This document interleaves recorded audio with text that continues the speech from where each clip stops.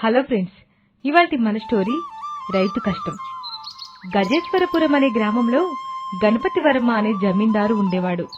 అతనికి విపరీతమైన కోపం ఉండేది. ఎవరైనా తనని మోసం చేశారని తెలిస్తే ఊరికే వదిలేవాడే కాదు. అతనికి ఎప్పుడు ఎలా కోపం వస్తుందో తెలియక ఊరి ప్రజలందరూ భయభక్తులతో ఉండేవారు. అవసరం ఉంటే తప్ప అతనితో మాట్లాడేవారే కాదు. అదే ఊర్లో నరసన్న అనే ఒక రైతు ఉన్నాడు. అతడు తన భార్య శాంతతో కలిసి రాత్రి పగలు అనే తేడా లేకుండా కష్టపడి పనిచేస్తూనే ఉండేవాడు. అలా ఒకరోజు పొలంలో పనిచేస్తూ ఉండగా పక్క పొలం శంకరయ్యొచ్చి, ఏంది నరసన్న, ఇదిగో చూడు, ఆకాశం అంతా ఎంత నల్ల మబ్బులతో నిండిపోయిందో. కాసేపట్లో వర్షం పడేలా ఉంది గాని నువ్వు మాత్రం ఇంటి పోకుండా ఇంకా పని చేస్తానే ఉన్నావు. వర్షం పడుతుందనే నీళ్లు పోవడానికి అనుకూలంగా కాలువ తీస్తున్నాను. అనవసరంగా పొలంలో కావాల్సిన దానికంటే ఎక్కువ ఉంటే పంటకి ఎంతో కొంత నష్టమే కదా. ఆ కొంచెం నష్టంతో మునిగిపోయేదేమీ ఉండదు. అనవసరంగా వర్షంలో తడిస్తే లేనిపోని రోగాలు వస్తాయి. అవసరమా? సరే సరే శంకరన్న, నేను వస్తానులే, నువ్వు పద అని తన పనిలో పడిపోతాడు నరసన్న. ఎక్కడికి వెళ్లేది? ఏ కాలువ దారి సరిచేయకుండా ఇంటికి వెళ్లేది లేదు. నాకు తెలుసులే శాంత, ఊరికి ఆయన మాట కాదనకుండా ఉండడం కోసం అట్టా అన్నాను అని వాళ్ళు పని చేసుకుంటూ ఉండగా జమీందారు తన మనిషితో అటుగా వెళ్తూ అక్కడ ఆగుతాడు. తన మనిషితో నరసన్నని పిలిపిస్తాడు జమీందారు. అయ్యా, పిలిపించారంట?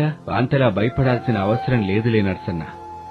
నేను ఎవరైనా మోసం చేస్తున్నారని అనుమానం వస్తే తప్ప కోపం తెచ్చుకోను. అది సరే కాని మన ఊళ్ళో ఎప్పుడూ నాణ్యమైన పంట పండించేది నువ్వే కదా. ఈసారి నీ పంట వేరే వాళ్లకి అమ్మకుండా నాకే ఇవ్వు. బయట వాళ్లకంటే కాస్త ఎక్కువే డబ్బిచ్చి నేనే కొంటాను, సరేనా? అయ్యా, అంతకన్నా గొప్ప విషయం ఏముంటుందయ్యా. అట్టాగే మీకే ఇస్తానయ్యా పంటంతా. సరే, నాకు పొలంలో కాస్త పనుందయ్యా, మీరు సెలవిప్పిస్తే. సరే సరే, పంట చేతికొచ్చాక ఓసారి కలు అని చెప్పి వెళ్లిపోతాడు జమీందారు. నరసన్న చాలా సంబరంగా ఆ విషయం తన భార్యకి చెప్తాడు. అలా రోజులు గడిచిపోతాయి. నరసన్న పంట చాలా గొప్పగా పండుతుంది.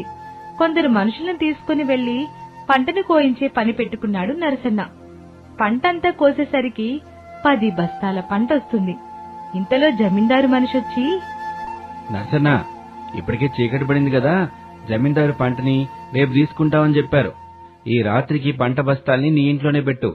ఉదయాన్నే తీసుకుని జమీందారు గారి దగ్గరికి వెళ్దాం అని అంటాడు. అతను చెప్పినట్టుగానే నరసన్న తన ఇంటి ఆవరణలో బస్తాలు పెట్టించుకుంటాడు. తెల్లారి లేచి చూసేసరికి తన ఇంటి ముందు ఉన్న బస్తాలేమీ కనిపించలేదు. ఎవరో దొంగతనం చేశారని అర్థమైంది. వెంటనే జమీందారు మనిషి దగ్గరికి వెళ్తాడు నరసన్న. అయ్యా, పంటనంతా ఎవరో దొంగతనం చేశారయ్యా. ఇట పంటను దొంగతనం చేయడం ఇదే మొదటిసారయ్యా. జమీందారు గారికి తెలిస్తే కోపడతారేమోనని భయంగా ఉంది. ఆయన అసలే కోపదారి మనిషి. ఆయనకు అర్థమయ్యేలా నేను చెప్తానులే. నువ్వు కొద్ది రోజుల పాటు ఆయన కనిపించకుండా ఉంటే మంచిది అని అంటాడు. సరే అని నరసన్న తిరిగి ఇంటికి వెళ్తాడు. పంటంతా దొంగల పాలు కావటంతో వాళ్ళకి తినడానికి కూడా తిండి లేదు. శాంత, మన ఇంట్లో ఉన్న బియ్యంతో కనీసం 2 నెలలు కూడా గడపలేం. జాగ్రత్తగా వాడుకోవాలి. సరే అయ్యా, జాగ్రత్తగా వచ్చేలా చూస్తానులే. ఒక పని చేద్దాం, ఈ రోజు నుంచి రోజుకి ఒక పూట తిందాం. అలాగైతే ఇంకొక 2 నెలలు పెంచుకోవచ్చు కదా. నా అజాగ్రత్తతో నిన్ను ఇబ్బందుల పాలు చేస్తున్నాను శాంత. అలా ఏమి లేదు, మీ సంతోషంలో తోడున్నాను. ఇప్పుడు ఇబ్బందిలో కూడా తోడుంటాను. ఇదంతా పక్కన పెడితే నాకు ఒక ఆలోచన వచ్చింది. అదేంటంటే, నాకు లడ్డూలు చేయడంలో నైపుణ్యం ఉంది కదా. మనం మన ఇంట్లో ఉన్న ముడి సరుకులతో కొన్ని లడ్డూలు చేద్దాం. వాటిని అమ్మగా వచ్చిన డబ్బులతో ఇంకొన్ని ఎక్కువ చేద్దాం. ఏమంటారు? సరే శాంత, ఈ రోజే మొదలు పెడదాం అని లడ్డూలు చేయడం మొదలు పెడతారు. అలా రోజు కొద్ది మొత్తంలో శాంత లడ్డూలు చేస్తూ ఉంటే నరసన్న వాటిని సైకిల్ మీద పెట్టి ఊరంతా తిరిగి అమ్ముతూ ఉంటాడు. లడ్డూలమ్మా, లడ్డూలు, స్వచ్ఛమైన ఇంటి దగ్గరే చేసిన లడ్డూలు, నాణ్యతతో కూడిన లడ్డూలు అని అమ్ముతూ తిరుగుతూ ఉంటాడు. ఎవరూ కొనకపోవటంతో నేరుగా ఒక ఇంటికి వెళ్తాడు. లచ్చమ్మత్త, కొంచెం బయటికి రా. ఈ రోజు నుంచే నేను, నా భార్య ఇదిగో ఈ లడ్డూల అమ్మకం మొదలు పెట్టాం. నీకేమైనా లడ్డూలు కావాలంటే తీసుకో. స్వచ్ఛమైనవి, ఇంటి దగ్గర చేసిన లడ్డూలు. అందరూ అలాగే చెప్తారు. లేదత్తా, కావాలంటే ఓ లడ్డు దించుడు, నచ్చితేనే తీసుకో. మావి నాణ్యమైనవి కాబట్టే నాకంత నమ్మకం ఉంది అని అంటాడు నరసన్న. లచ్చమ్మ ఒక లడ్డు తిని చూసి, ఆహా, భలే గొప్పగున్నాయి లడ్డులు. సరే, ఈ రోజుకి నీ దగ్గరున్న లడ్డూలని నాకిచ్చేళ్ళు.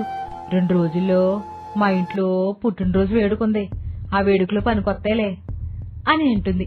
ఆమె కోరుకున్నట్టుగానే లడ్డూలన్నీ ఆవిడకిచ్చేసి డబ్బులు తీసుకుని వెళ్లిపోతాడు నరసన్న. ఆ రోజు వచ్చిన లాభంతో ఇంకొన్ని ఎక్కువ లడ్డూలు చేస్తారు ఆ భార్యాభర్తలిద్దరు. ఏమయ్యోయ్, మన ఊర్లో నేను చెప్తాను లడ్డూల గురించి. నువ్వు పని చేయి, పక్కూరుక్కడని చెప్పు. అప్పుడు పక్కూర్లో కూడా మనం చేసే లడ్డూల గురించి తెలుస్తుంది కదా అని అంటుంది శాంత. భార్య ఆలోచన నచ్చి నరసన్న లడ్డూలు తీసుకుని పక్కూరికి వెళ్తాడు. అక్కడ లడ్డూలు అమ్ముతూ ఉండగా జమీందారు నరసన్నని చూస్తాడు. చాలా కోపంగా తన దగ్గరికి వస్తాడు. ఎరా, పంట అమ్మమని చెప్తే నన్నే మోసం చేసి వేరే వాళ్ళకు అమ్ముకుంటావా?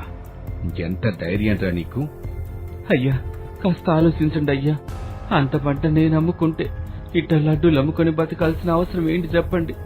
నా పంటని మీ ఇంటికి తీసుకొద్దాం అనుకున్న రోజే ఎవరో దొంగతనం చేశారయ్యా. అందుకే నేను రాలేపోయాను. నన్ను క్షమించండి అయ్యా. అయ్యా, ఇదిగో ఈ లడ్డూలు తినండి. మా భార్య తన చేతితో చేసిన లడ్డూలయ్యా అని జమీందారుకి ఇవ్వగానే జమీందారు ఒక లడ్డూని తీసుకుని తింటాడు. అబ్బా, లడ్డూలు భలే రుచిగా ఉన్నాయి నర్సన్న. నువ్వు చెప్పింది నిజమో అబద్ధమో నాకనవసరం.